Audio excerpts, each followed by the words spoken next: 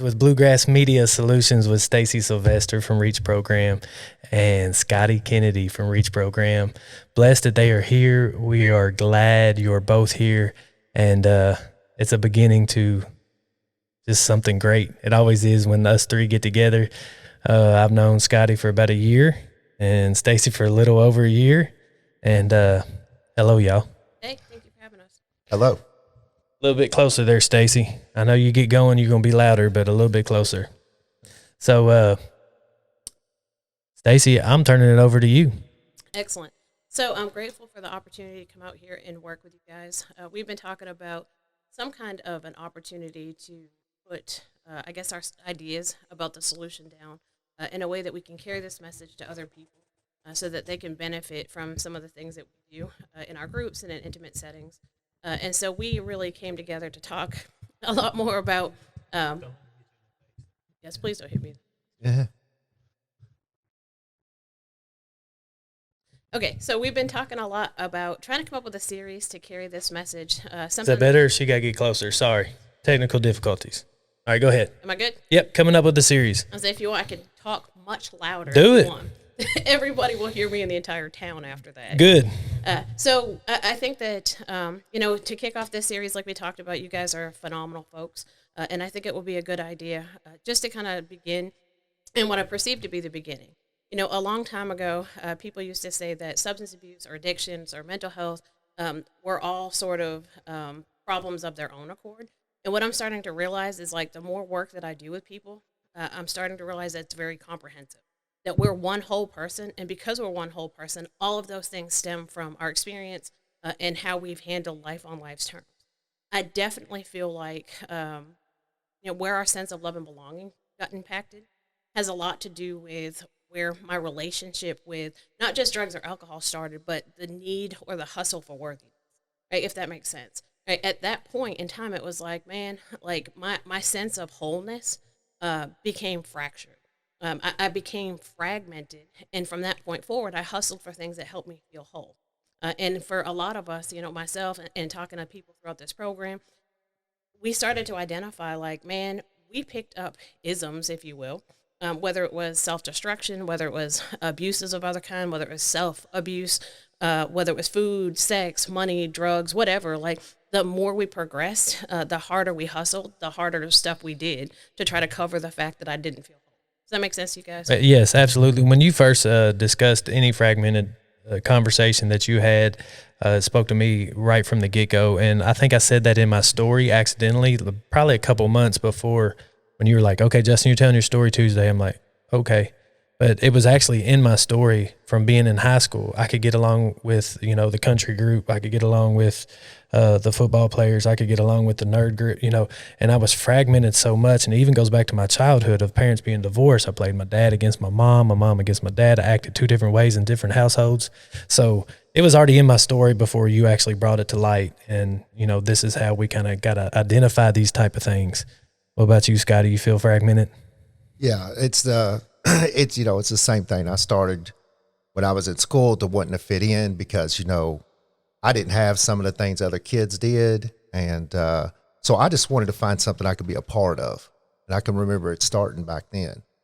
And it's just like what you said, Justin. I would act differently around different people so they would accept me. And even if I didn't like who I was being, I got to put on this different mask when I'm around these people, so I can try to be a part of them. And and that's how it started with the drinking. I wanted to drink and to fit in, and man, my buddy Scottie, he can drink more than anybody and man, you see him last Saturday doing that keg stand, and see, I took and put that as a success in my mind. That's what it registered.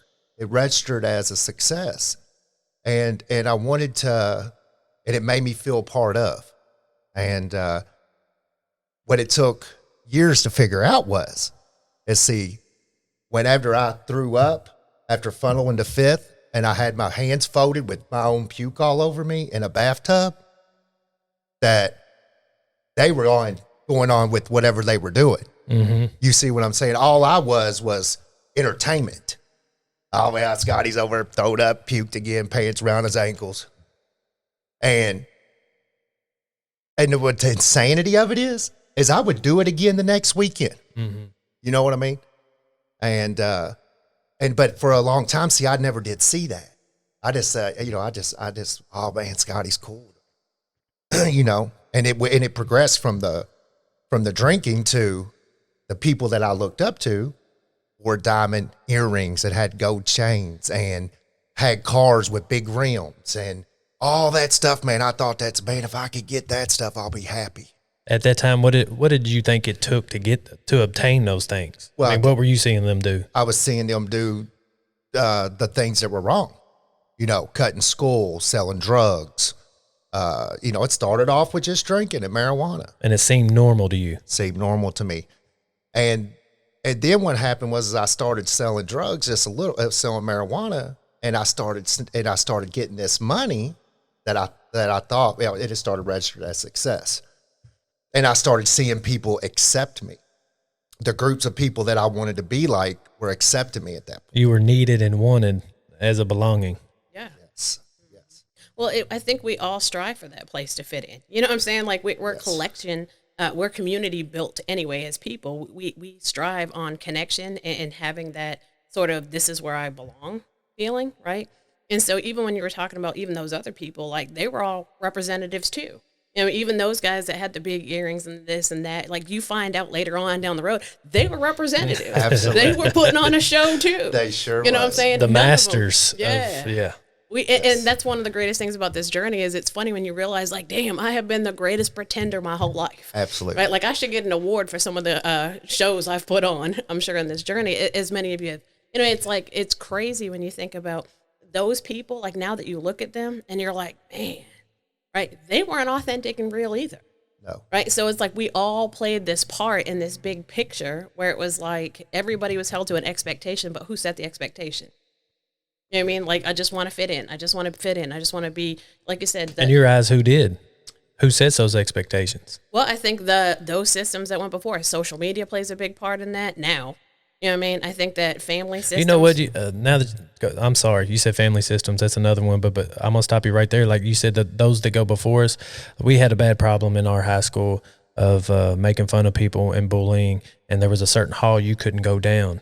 And I talked to some guys that are 3 or 4 years older than me that I played football with, and they say y'all were a different breed. We didn't do those things to people. When y'all started coming up there for about 4 to 6 years, from when y'all were freshmen to seniors, there was a group in front of us that kind of set that tone of that was normal. That's what you do to be cool. That's what you do to be laughed at. You put down these people and make them. And, you know, we started out with 40 football players as our freshman year. We ended up with 8 as seniors. I wonder why that was. Who felt welcomed and part of a team on some culture like that? And that's what made me think that people precedented it before us. And that's for sure what happened where we were. And I don't want to sound like, well, it is what it is. You know, in some of these systems, you know, you have parents who are having children very young. And so they themselves are still engaged in that like gossipy, drama type of stuff. They pay that forward because instead of having parental discussions, you know, Scottie and I just had this discussion before we came over here about power struggles. Power struggles oftentimes breed bullying. Power struggles oftentimes breed that sense of love and belonging because I'm going to power over you to show that I'm in control despite how it affects you, right? And so that's a fast way to take somebody's love and belonging. That's a fast way to make them feel like they don't have anything. And you're saying that younger parents tend to do that more often? Sure. Yeah, because think about, you know, we're 14, 15, 16, 17, 18 years old having babies. Mm-hmm. A lot of them are still in the process of that. Right. And then when you add on to that, some of those life stressors, we've talked about drugs, alcohol, whatever, incarceration, poverty at times, like when you start talking about some of those other factors that can put people at risk, right? In truth, man, like it starts this ripple effect. How I affect my children, then they go out and affect other people and so on and so forth. Does that make sense? Yes. Right? And so kind of going back to what you were saying, just being in that school, it's like, you know what? even the cool kids, quote unquote, in school, even those kids that had that popularity, or even those kids that, showed themselves, if you will, answered to something. There was somebody in their journey who they were looking to saying, how do I do this? Absolutely. They weren't born gangsters. No, no, no. And, when we was at the middle school earlier, you see a lot of the kids that are struggling. They only have one parent, and that are trying to take care of them. And it's easy for us to be like, well, they should do this or they should do that. Well, some of them just don't have the structure to even know what's right. You know what I mean? And it's definitely pulled on my heartstrings to go. That's why I like being a part of this kind of stuff, man. Because see, if I can just get on here and tell my experience and strength, and hope that maybe just one person can hear something and it might help them change their life, man. It's because when I'm there at the school with you, I want to just grab a hold of one of the kids and be like, look, man, do you understand what kind of pain you're going to go through? How many times you're going to cry yourself to sleep at night? How many times you're going to feel suicidal? That's what this will happen. That's what will happen. And you can see it. You can see it. Scottie can see it. Absolutely. I can see it because I've been there. Mm-hmm. I've been there. I know what that feels like. And, So Stacy didn't let you grab one up and shake them? No, she did. But it feels like you need to. Yeah, just because it's out of love. Yeah, right. It's out of love. It's like, man, just, even if you don't have the structure at home, and then just, I just don't want them to go through what I did, man. I don't want them to have to go and be getting ready to turn 40 years old and just have about 13 months of figuring out what life's really about, what love means, what self-worth means, what getting out of myself means, understanding what God's will is for me, you see. And I bring God up because that's what saved my life. And, I got told, see, I went to a class last night and I didn't want to go to it, and I'd worked all day, and we didn't sell anything. I'm a car salesman. And so I got every reason in my mind not to go up to the church, this group that we have. And it's for people in alcohol and drug addiction. And but I went, and I went. And one of the first things I heard was, I know what God's will for me is because normally it's something I don't want to do. It's normally something to where I got to get out of myself. And suffering that you can feel, the struggle that you can feel is normally what you recall as God's will. Yes. And going to help talk to these kids, going to classes that I don't have to go to, coming up here and talking, hoping that in the beginning, Stacy would tell me it's a kind of a selfish program because I do what I do because I want to help somebody else, but man, it's helping myself. It's helping myself. Sometimes I need to tell someone else exactly what I need to hear, if that makes sense. Yeah, hold you accountable. Yeah. When it comes out your mouth, it instantly is like, well, maybe I should do that. Maybe I should do that. Or maybe I should check myself to make sure that I have things in place to be able to provide that knowledge and hope and experience to somebody else. Yeah, so when I started, I knew I wanted to get sober, okay? But after going into jails and rehabs and, because see, I'm real good under a structured environment. If you just tell me, if you got me in a spot where, okay, well, you got to do this, this, and this to get out and to graduate it, and then I can make you think I'm doing real good. Mm-hmm. I'm a salesman for a living. Mm-hmm. So me too. So I could Stacy picked that off like session 1. Yeah. Oh yeah. Yeah. Well, that's a whole nother episode. Yeah. I used to think I could sell her, and I couldn't. No, that's impossible. Trust me. Read right through us, wouldn't she? So I've done that.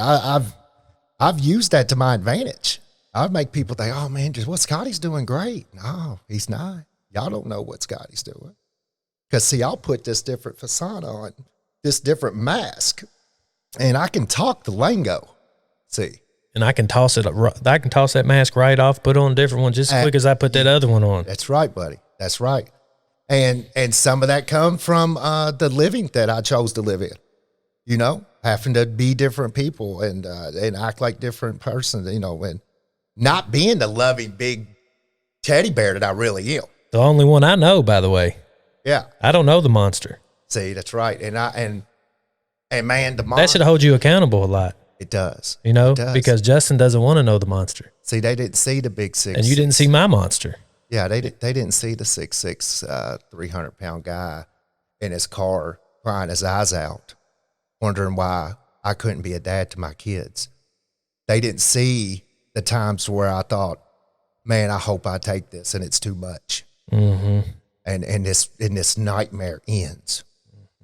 And that's why I'm so passionate about what I do when I speak to these kids, or I speak to someone that's older than me. Hey, look, man, you don't have to live like that. Mm-hmm. And it took me, you don't have to take the beating that I did. And, you know, you just want them to get it. You just want them to get it. And the hard part is I had so many people that tried to tell me what to do. They even gave you the steps. They gave me the steps. The resources. Yes. And man, it took me a really long time. And I remember when I got, they told me, I'd heard over and over again, you know, it's one day at a time. You got to start one day at a time. And in the beginning of my journey, I won't go on and on because I'll start talking and won't stop. And you're good. In the beginning of my journey, I was broken. I'd already been to jails and to rehabs, and I lost my job again. I'm totaling out cars that don't even belong to me. And these are people that I care about. You know what I mean? Of course. What do you say all the time? People that we love the most.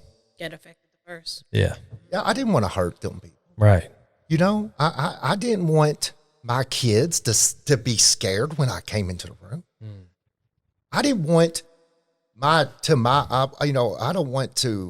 want my wife to be afraid of me because I might put my hands on her again. You know how much it takes for me to say that? When I hear myself now say that? That's right. Wow. Fragmented. It's broken. Mm-hmm. Broken. I'm hurting the person and the people that I love the most. And hate myself. So I have to keep putting these narcotics in me just so I don't have to feel and look at how much of a monster I've become. And I can't stop. I can't stop because I can't stand a couple seconds of my own reality of that. Those moments of clarity that had to be covered up with some type of drug quickly because it crushed me. It crushed me. See, I didn't grow up and think, man, you know, I cannot wait to get out of high school so I can be a drug addict an alcoholic that breaks all the rules and is homeless. That's not what the plan was. Mm-mm. You know, I have kids. I'm gonna have kids and not take care of them. I can't wait to do that. No, I think part of our plan was it changed every time we talked to whatever group we were in, being fragmented. Oh, I'm gonna go to college. Well, I'm gonna go get a factory job. You know, whoever we talked to, we changed that plan, and we didn't have a wholesome plan because we weren't whole or even close to it, or working on it, or equipped to work on it. Well, and what keeps happening then is, like you talked about, just with the family system, it reinforces that my sense of love and belonging gets affected again because those people who are in our front row audience then suddenly look at us like we're monsters, and then they sort of kick you out of the system, if that makes sense. Absolutely. And it's about self-protection. It's never hurt. I mean, at most time, people either enable or they do that like tough love situation. And it's not because they don't love and care about us. It's not because we don't fit. They don't want that version of us. That version of us hurts them, right? It's painful to watch somebody self-destruct. It's painful to watch somebody, for lack of better words, commit suicide on a layaway program. They're watching us die, and in response to that, they're like, no, we need to. And so in my mind, it's like, okay, now my sense is affected again. So now my family doesn't even want me.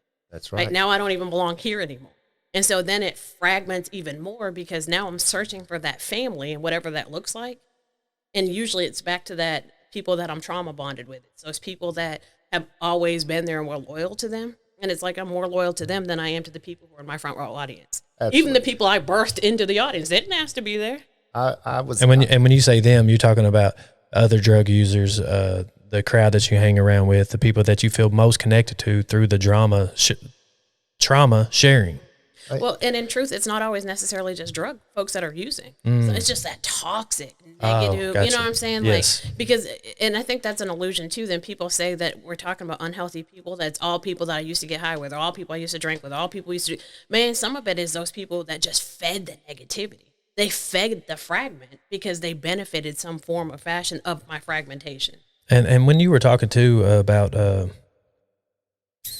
somehow I was going to relate it to what middle schoolers do now. They kind of get isolated. So when they get in trouble, they get isolated and then they get put around the same people, not just middle schoolers, high schoolers, or even at a real young age.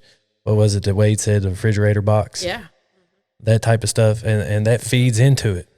That feeds into everything that we were trying to get away from or numbing ourselves for. And then instead of dealing with what's actually going on, we just separate them, and teachers and I think administrators a lot of times just try to push it because it hurts their system. Yeah, that's a whole nother series too. Cause how much I love that. I'll stay off my tangent on that. But Scottie's right when he said, we just left the alternative school and I was listening to one of the kids talk. Now, mind you, I don't know his story. I know his story, but I don't know what got him sent to that school. One of the smartest kids. We asked a question about trauma bonding. This kid gave me like a clinical definition of trauma bonding. He knew. He showed it. And me and Scottie were both like, dang, like super bright, super smart, super intelligent. And you're just like, you're put in this box of what you're supposed to be. And by nature of that, they're going to bond together because they're all in this system. They're all right. So whether they like each other or not, and I kind of said this to him, whether you guys like each other or not, you're going to bond around what is going on in this box that you're standing in. That's a natural part of the same thing with family systems. People will come out of toxic family systems and struggle because they are bonded to each other based on what they've experienced. Right? And so for us, like, when I talk about it, and I keep going back to that sense of love and belonging, man, because we struggle so hard for it. Right. And when we feel like we don't have it, it feeds that loneliness feeling. And it's like, I don't want to feel alone. So like Scottie said, we're going to put a drink, a drug, food, sex, money, whatever on top of it so that I can numb that out. And the negativity is the ultimate easy magnet for the bonding. Yeah. Absolutely. We hang around people that share the same pain that we do, except for what we do is we co-sign each other's bull by, well, I was in a house with no electricity, no running water, everybody there was using drugs, and all of us had kids, but none of us had them, if that makes sense, if you get what I'm saying. We got you. Well, it's okay, Scottie, man, you'll get it together, man. You want some more of this? Mm-hmm. Or, hey, man, can you get anything else? Well, we're not doing anything to do anything any different. I'm putting myself in an environment where I'm not going to, at that time, I wasn't going and hanging around people talking about God and being successful and trying to help somebody. Mm-hmm. I was hanging around people who were strung out, that hated themselves, and we thought we was this little group of, at the time, I don't even know, we were all sick, and I know that now. But that's where I ran to. Those are the people I wanted to be around because they were doing the same things that I was. And you belonged. I belonged. At the time. And it goes right back to that, man. I belonged. And I was somebody with them, And that's, coming from this last relapse, when I first walked into Stacy's building and the REACH program and stuff, I didn't feel like I belonged. It's like, I don't belong here. I've already had a family. I already got the house. I built my business to where it needs to be. I don't belong here. Yes. And the fact remains that every day I went, Every time I got on that Zoom when Zoom was available, every time I found something else that I was like, I belong here. I belong here. This is me. This program is me. That's right. 100%. Like you cannot, I say it probably 3 times a day, Stacy or Reach or so, it's just, so yes, there's a belonging to the program as well. Well, and I think it comes from, and this has been the foundation wholeheartedly, like from the beginning. Even when we started this program, I've always said people that get referred to us, like the only person that's going to look at you as a participant and us as clinicians or whatever are the people that refer us, right? Like when we come into the room, we become one family. When we leave out of that door, we're still one community. Right. So the only people that put labels on it are the people that sign paperwork to shoot people here. Because the truth of the matter is that when we're in that room and that door is closed, and we are bonded and more intimate probably with each other than we are with people in our lives because we feel so judging that they don't get it. So when you look at that, and then when we walk out of there, our kids go to the same schools, we travel the same roads, we shop at the same grocery stores. Like, who in the hell is going to look at one person and say, oh, well, I'm better than you because you have this on here and I don't? You get what I mean? Yes. And so that's always been the approach. The approach has always been, even, which is wild now in hindsight, the approach has always been build a place that people will always feel like it's home. And when people leave and they come back, my response is always the same. Welcome home. Welcome home. That's what I tell them every time. Welcome home. And I think it's really, really important, even when we have newcomers come into the group. And when you guys have been in that alumni status for that men's group specifically for a long time.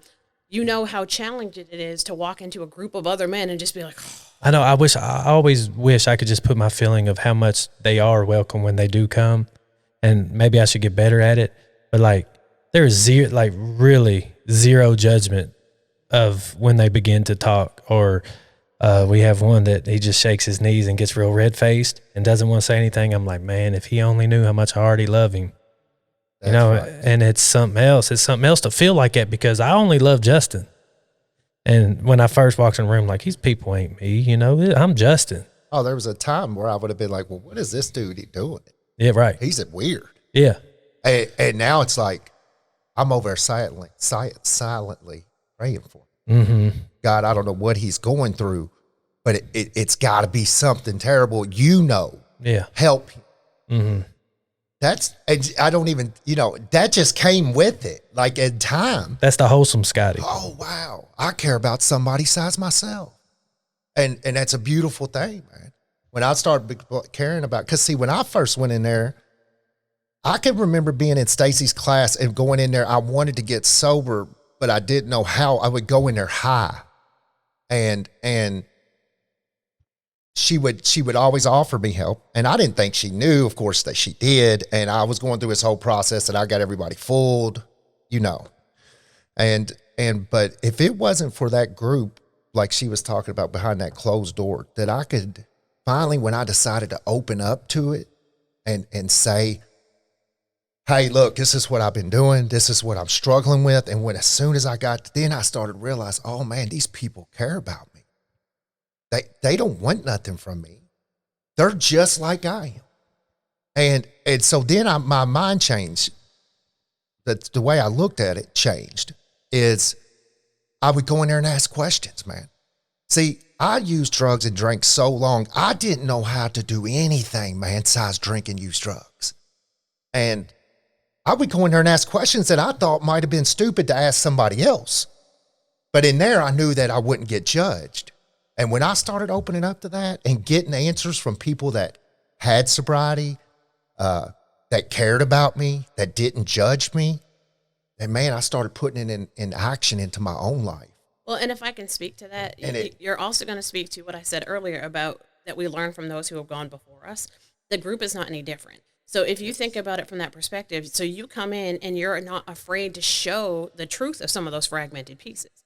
A lot of people still want to be quote unquote sober, but they don't want to do that part. They don't want to look at the ugly stuff. They don't look at the monster stuff. They don't want to admit that there have been times that I've been this monster, right? Yes. And that's part of that fragmented piece, because if I fragment and I break that off and I'm like, oh, I never stole from anybody. I never hurt anybody. I never did. You're like, what do you mean? That's bullshit. Like, I never did this stuff. And it's because this fragment wants to protect all the other fragments. You get what I'm saying? Yeah, I don't want anybody to try to come over in a group and say something like that, because they will get an earful, right? Right? That's right. But think about, I mean, how many times have we done that, especially when we talk about the shame stories that are attached to, and again, I go back to, it's not just drug and alcohol, because some folks live crazy or sober.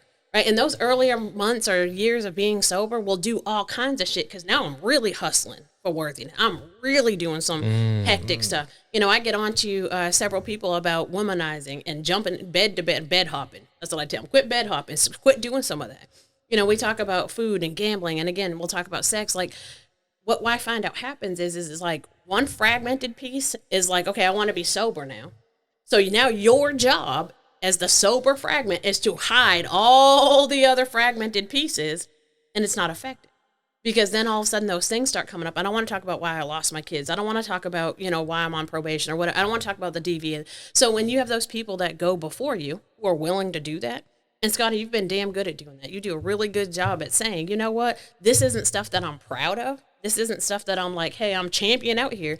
But these are hardcore truths, right? Yes. These are hard truths and facts of how I was in that place that allows you to heal. And over time, it allows you to mend those fragmented pieces, right? When I'm able to move that shame out of my story, now it's no longer about that I'm trying to hide pieces, because it's still a chapter of my life. I don't give a shit whether we want to pretend it didn't exist or not. It's still a part. If I'm able to remove that, then I'm becoming more whole, right? I'm putting those pieces into one story. Does that make sense? Absolutely. Because if those people before me didn't do that, what you're saying, I wouldn't have never felt comfortable enough to talk about what I had. And, you know, and sometimes I'll hear someone else's story and think, oh, wow, I thought what I had going on was bad. Mm-hmm. What about this guy? That happens probably 9 out of 10 times when I go to groups. Smoke. You hear some of the stories and you're like, wow, man, like him being sober is a miracle. And it makes me start reflecting on kid, like, man, like everybody has their own story. And his story that I think is worse than mine is helping people that may relate to him. Because there's some things I can't relate to. And you know, and as a female, I've heard a couple of their stories. And it's like, oh, wow, I couldn't imagine. Like seeing the other side of you know, just hearing everybody's different stories. We're all connected, but our stories are all a little different. And it keeps Trauma bonding in a good way. in a good way. Sprinkle with positivity. Yes. Because now we can see the positivity. I could never see it before. But once you start hearing stories and you start relating back and forth to each other, and I don't know how Stacy does it, because a lot of times I'm going to ask this question and I don't. What percentage in the men's group do you think that you're just like, man, they're not doing okay? Now I'm not talking about, there's 2 things I want to go over. What percentage of the men's group do you think is truly not working to be whole? Like, they're just going through the steps. They're institutionalized. They have to do these things. Because you read so many people so well that I know you can give me a percentage that you're like, man. To be completely honest with you, it's 7:30 in the morning. If they're showing up, I would say all of them are doing something. Man, that's positivity right there. I mean, to be honest with you, it's 7. We get up at 7. I mean, we show up at 7:30 in the morning. So every single one of them are doing it. So she speaks to that it just takes good intent. I mean, I'm kind of like this. If they are there, they're present, they're awake, they're taking it in. You know, I tell the people this all the time, and I wholeheartedly believe this. You know, I think back to what Scottie says, oh, well, times I showed up high. But you know what? Even in the people that come, and sometimes they're under the influence or whatever the case may be, I wholeheartedly believe one or 2 things happen. Either they get something out of that process and that message, or they stop showing up.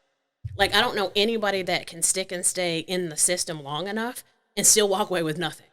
You get what I'm saying? Yeah, no, yeah. So because of the way it works, and because of the way you can't help but absorb, you know, even some of the people are like, man, I still drink, but, you know, I'll hear them talking language like, oh, well, I think I might start cutting back. Well, when you first came for your assessment, you're like, I'm going to drink forever. You know what I mean? Like, so even those people who are like, man, you know, I feel some kind of way about talking about my relationship with alcohol and being in this group of people who are sober. And I'm like, well, so what are you going to do about it? Well, I think I might just reduce it some. And I'm like, okay. I mean, it's like I said, for me, I think because I learned a long time ago, it is not my responsibility to force. Again, this goes back to power struggle. It's not my responsibility to force it on somebody. It's our responsibility to sort of be the beacon and not the boat. I'm going to show the light. I'm going to show you the path on how to get to wherever you're going, but it is your job to do the work. And so if they're getting up and coming in, heck yeah. And I came to the classes a few times in the beginning of trying to get sober, and I would come once and then not show up for a while, and then I'd come once and Stacy would be like, "Look, you need to start showing up to these classes." And at that time, I was court ordered. Well, I had my probation officer fooled. He thought, because see, I can dress up and put clear eyes in and look real good and go in somewhere and then think I'm sober, and I can talk whatever I think you need to hear. Oh yeah, I'm going to meetings, man. I'm doing stuff that's real positive and da da da da da, and I'm getting high in the parking lot on the way out of there. Well, Stacy coming now, we go into there and she'd say, "Look, here's your chance to get help, or I'm going to help you." And there was a long time, and I was mad at her because I go into this same probation officer that hasn't drug tested me in 8 months, that is my buddy, that I've got completely full. And he says, "Scottie, you ain't getting high, are you?" And I'm like, "Well, no way, man. What would make you say that?" And he was like, "Well, okay, well, Stacy says she wants me to drug test you." I was like, I won't say what I said. I was like, "No way." And she told me after I started to come back again that I can, how do you say it, Stacy? I can have mad friends, but not dead friends. Oh yeah, I said I like angry alive people. I don't like dead friends. Yeah, and so that's when I started. When I got back, I started to try to. Even though in the beginning, if you show up, you will start hearing stuff and putting little pieces of information in your brain, and you'll get something out of it, man. Do I think everybody that comes in there is there because they want to stay sober and do great in life and they don't plan on drinking or using drugs again? Absolutely not. That's just not it. That's not it. Right. I'm here because I need to get this box checked off. And as soon as I'm done with this, I'm going back to my old way. But if they can hear something in one of those classes that sticks and we show them that we care about them, and that's a safe place. Love and belonging. Love and belonging.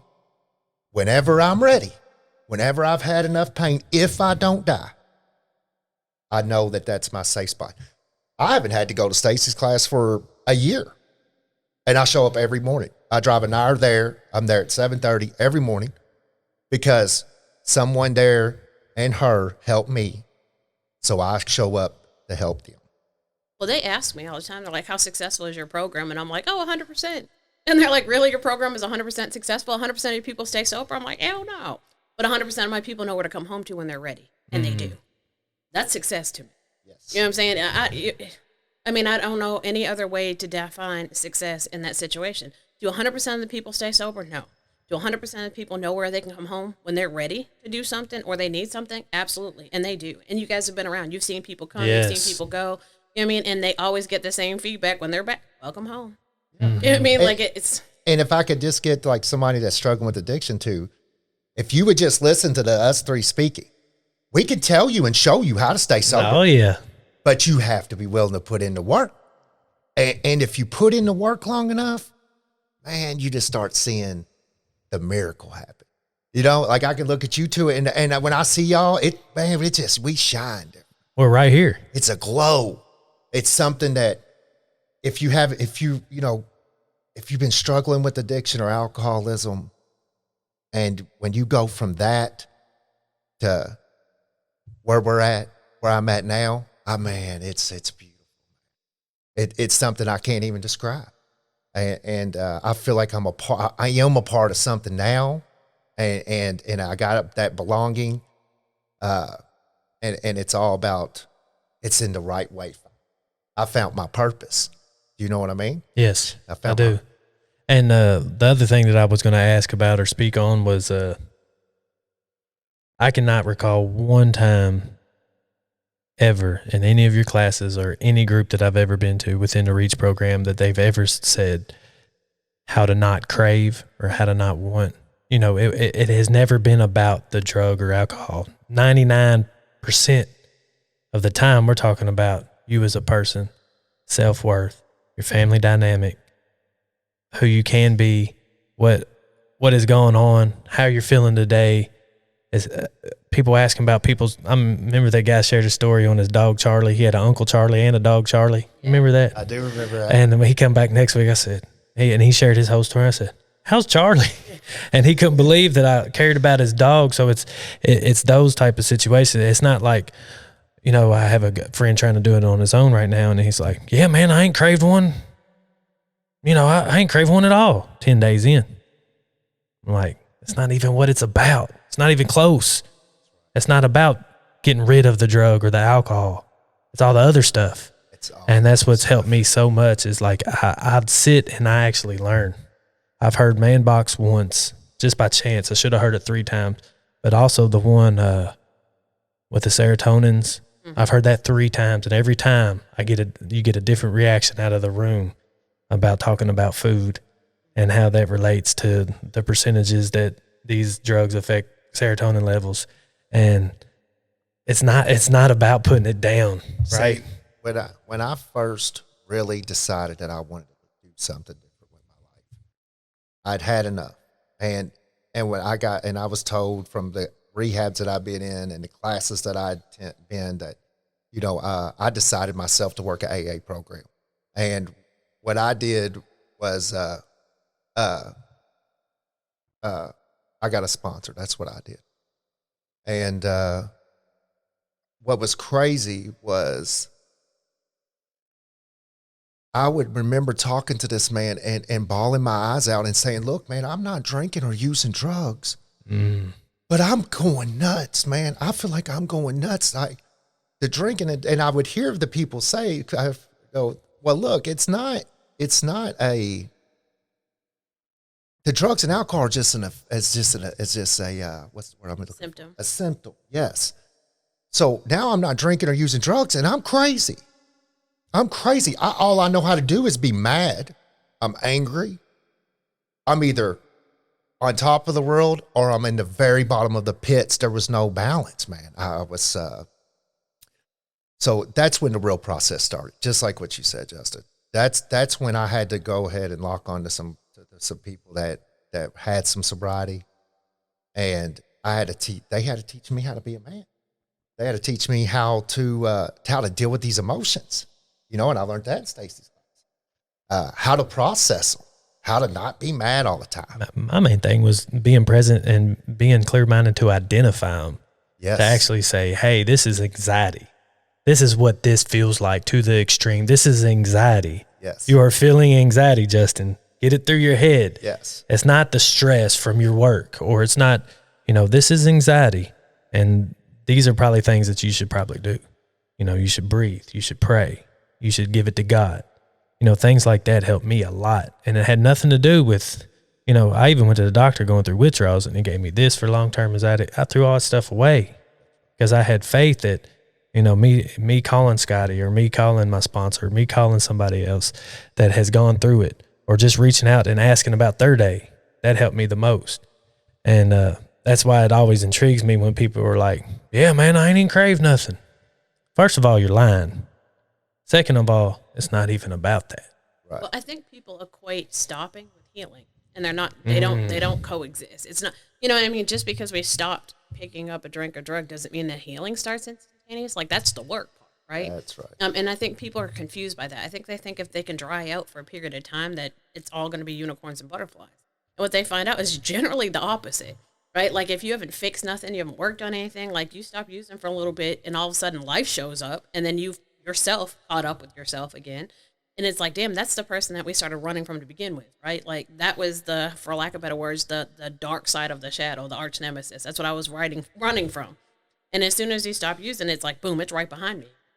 And so people don't understand, I think, a lot of times, and that's why we say we're good at stopping, we're not good at staying stopped, because people are good at hitting pause.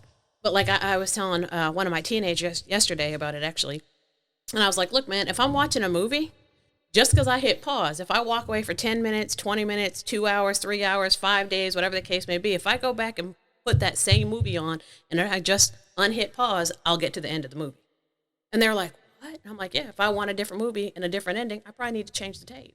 Mm-hmm. And they're like, oh, wow. And that's why when they say relapse, it becomes, you start off where you are, but then it spirals even more out of control because you have hit pause, faced off this, not prepared yourself in any way or gave yourself any tools to actually deal with what is really going on, being able to identify those things. And then you hit play again. That's right. But if you don't have a program in place in between that pause and that play again, yes, then it's a tornado. And a lot of people think, they're like, well, if he would just quit drinking and using drugs, this, and this. And that's not the situation. See, I like what Stacy just said. I'm real good at quitting. I was real good at quitting, but I didn't know how to stay stopped. You know what I mean? And I'll be honest with you. Really, I say I'm real good at quitting. I was real good at getting locked up and getting put in rehabs. That's why I quit. But like what you said, Justin, I'd have people in a program and things in my life to reach out to, people that cared about me, people that knew what I was going through, people that had already been down that road, and those are the people I started getting my information from, because I know this to be a fact, and this is what I tell my own kids: you are who you hang around. Period. If I'm hanging around people that I do now, God loving, try to help someone else, stay out, that's what I do now. And that's because the people that I hang around with, that's what they do. We try to help other people. Man, I tell the truth today. Yes. I mean, it sounds so simple. And most people are like, oh, well, you're supposed to tell the truth. Yeah, well, I didn't for all the way up until this last 13 months. That's I right. lied. And if for me right now, the truth sounds so weird to other people when I give it to them. Yes. Have you ran into any of that? Absolutely. They're like, that sounds fishy. I'm like, what? None of my other bull sounded fishy, but that right there sounds fishy. That's the truth. Yeah. Yeah. The truth isn't as pretty as lies are. So you decorate it up. People are like, oh, yeah, that sounds like a great plan. Truth is sometimes just as blatant as it gets. And it's amazing. Like, and it brings a big smile to my face because I'm a present dad now. Mm-hmm. I show up to work sober and on time. Can you believe that? It's a miracle. You're hired, by the way. Yeah, you see what I'm saying? and then I've got a relationship with my wife that's unbelievable. She's my best friend, and I tell her the truth, and I treat her the way she's supposed to be treated. And man, and it's not always perfect with anything. Well, no, that's the truth. That's the truth. But man, now I'm present enough to be able to work through things and pray about them. And what I've seen is that the people that love me now, instead of me hurting them, they see, hey, Daddy, do you care if I pray with you? Or, hey, Dad, I called you to pick me up because you told me if something don't feel right in my stomach, that's probably Jesus telling me that I need to get out of this situation. Man, you want to talk about high? I did that. And I'm thinking, wow, what's my future going to be? If I keep doing what I'm doing, my kids are going to have a shot of knowing right from wrong, man. And a lot earlier. Yeah, knowing they're loved. And some of it is, man, it's just, it just keeps me wanting to do what I keep doing. That's so awesome. I love hearing Scottie speak anytime. Trust me, he's got a lot more. I've heard his story. Yes. But I think that's a good, anything you want to leave with us, Stacy, about Reach? I know this is not by no means a plug, but we do appreciate you. I mean, me and Scottie, you don't have to know it. We've told you that before, but thanks for just being in the community for sure, because that's what it's about. And I can promise you, Stacy's full intent is to get people to have the conversation open and honest about what we're going through, what society's going through, what the community's going through, and kind of what steps it takes to get that conversation going. That's all, right? It's just an intent of the conversation, because without the conversation, people like to push it to the side, and then what do? We become fragmented and act like it's not there, push it to the side. One of the things I love about Stacy is that she won't just tell you what you need to do. She will show up and do what she's telling you need to do, if that makes sense. She's not just going to tell you, oh, you need to do this, this, and this. Well, no, she'll tell you that she'll give you this is what I would do. You know, not say you have to do this, but she's always present and all over the community, all over doing different things. And you know, she's a good role model, and I do appreciate you. I appreciate you too. You know, I guess my thought is, just in closing, like, be intentional with the sliding moments. You know, we don't change and start massive conversations by just bull in a china shop, because people shut down their defensive. I just try very hard to be intentional about the sliding door moments. When you see something open up, even if it's just a brief second to pitch a plug or to pitch a conversation or to pitch, you get what I mean? Like, you know, it's like this room. Yeah, man. Like, you know, when we had this chance to come in and be able to sit down and talk, I'm like, cool, let's do it. You know, like when the school opened up, I'm like, let's go do it. Every time they asked us to speak, I'm like, let's go do it. And I'm truly honored, because I'm one person. If I didn't have you guys, if I didn't have our alumni association, if I didn't have that, we would not be as profound and powerful as we are. You know what I mean? So we are definitely, and I say it all the time, we are definitely one tribe. Like, we are one family, one tribe, and our success is not just mine. It's a shared success, because all of you guys do that. You know what I mean? I'm not going to, like Scottie said, I'm not going to probation or parole, and they're not seeing me sober. You know, I'm not running a business. I'm not over here getting my kids back in court. Like, you guys are doing that stuff. And so they're seeing the production, if you will, of the program, or the success of the program, through the daily living lives of the people who are in it. So, like, I tell everybody jokingly, but I guess not jokingly, I was like, I kind of feel like an octopus body. Like, I have all these tentacles moving, but it's really not about, like, me. It's you guys, really. And I wholeheartedly think that, because you're showing it, man. You know, you're carrying that light as well, and I think that's... Thank you. Be the beacon. Yeah. That's right. Thank y'all very much. We're going to do it again for sure. Cool. Thanks, Justin. Awesome. Thank you. Justin, thank you. Everybody listen, if nobody's told you that they love you today, I do. Me too. That's right. Me too.